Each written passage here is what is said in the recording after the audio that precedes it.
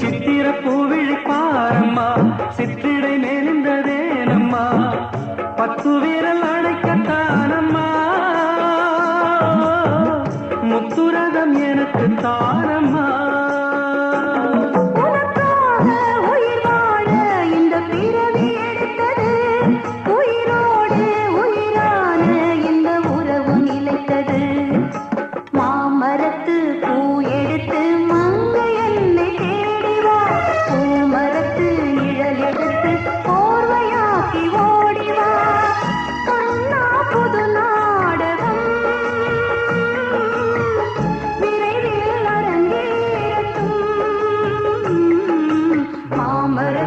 பூ எடுத்து மஞ்சம் ஒன்று போடலாம் பூமரத்து நிழல் எடுத்து போர்வையாக்கி மூடலாம்